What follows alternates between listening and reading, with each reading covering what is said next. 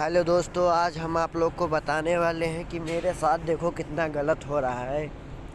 मेरे फेसबुक पर हैकिंग के लिए दो दो बार भेजा गया है रिक्वेस्ट। आप देख सकते हैं दोस्तों लाइव प्रूफ। इतना हमें परेशान किया जा रहा है कि क्या बता दें। आप बताइए दोस्तों, ये लोग को क्या मिलता है फेसबुक हैक करने से किसी दूसरे का। ये देख लीजिए दोस्तों आपके सामने, ये मेरी आईडी मेंशन किए हैं और इसमें देख लीजिए बता रहे हैं कि आप गलत पोस्ट डालते हो। बताओ इस तरह का क्या करने से क्या मिलता है मेरे दोस्तों, आप लोग बताओ दूसरे की आईडी हैक करने से। ये देखो फिर इधर हैक कर रखे मेरा फ़ोटो का मेंशन करके।